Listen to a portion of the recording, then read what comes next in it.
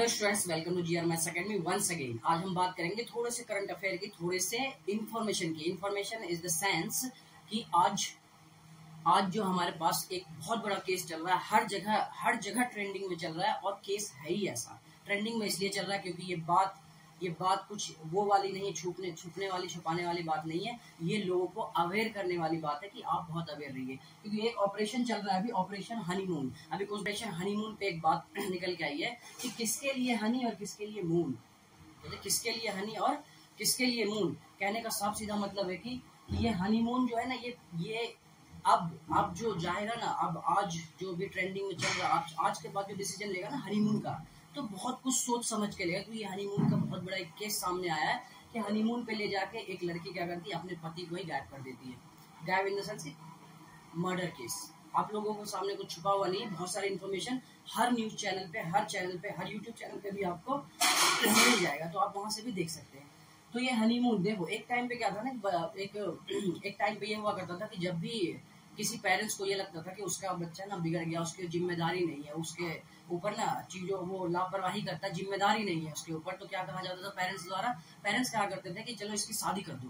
कहते हैं कि खाली पेपर ना हवा में खाली पेपर उड़ता रहता है, अगर उसके ऊपर एक पत्थर रख दो तो क्या होता है, वो पेपर शांत हो जाता है। लेकिन अब ऐसा नहीं है। अब पेरेंट्स को भी इस बात को बहुत अच्छे तरीके से सोचना पड़ेगा कि अब शादी करना सॉल्यूशन नहीं है, क्योंकि अब जो अभी केस जो हमारे सामने आए, ये दिल दहलाने वाली है। एक बहुत अच्छे पेरेंट्सों के लिए भी ये एक शिक्षा, और हर लड़के के लिए जो आज शादी के बंधन में बंधने जा रहे हैं, उनके लिए भी एक बहुत बड़ा ये सबक है कि आप अपनी चीजों को अपने हैंड तक रखिए, अपने ही हैंड तक रखिए, किसी दूसरे के हाथ में चीजें मत दीजिए, फिर चाहे वो आपकी वाइफ क्यों ना हो।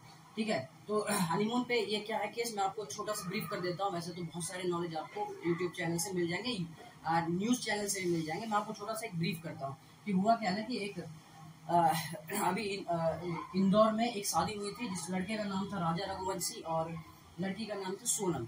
देखो सोनम नाम से तो पहले भी फेमस, सोनम नाम तो अब फेमस हो चुका है क्योंकि अब डबल ट्रेंडिंग में आ चुकी है।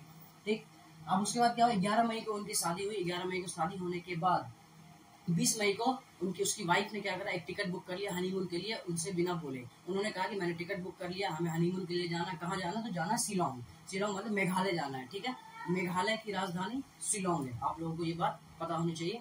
ठीक है, तो उन्होंने शिलोंग के लिए बुक किया था। वहां से क्या हुआ, 20 तारीख की फ्लाइट की टिकट थी। उन्होंने क्या करा, इंदौर से गए गुवाहाटी में वहाँ 2 दिन रुके। 2 दिन में वहाँ पे किसी मंदिर में उन्होंने पूजा करी। उसके बाद वो क्या करा, 22 मई को वहाँ गुवाहाटी से वो कहाँ चले गए, मेघालय शिलोंग चले गए। ठीक है, वहीं पे उनके हनीमून का प्लान था। तो वहीं पे हनीमून जैसे ही वो पहुंचे वहाँ मेघालय, शिलोंग जैसे ही पहुंचे, उसके बाद क्या है ना, 2-3 दिन बाद उन सबके मोबाइल ऑफ हो गए। मोबाइल ऑफ होने का मतलब ये है कि उनके घर वालों को पता चला कि अब कोई ना कोई प्रॉब्लम्स है वहाँ पे। तो उन्होंने जब पता करा तो ये पता चला कि वहाँ से दोनों मिसिंग है। ठीक है, वहाँ पे जितने भी चीजें इस्तेमाल की गई थी, सबसे हर जगह से पता किया गया, तो उनको ये पता चला कि ये दोनों मिसिंग है। फिर वो ये सारा केस कहाँ चले गया, पुलिस वाले के पास, मेघालय पुलिस वाले के पास चले गया।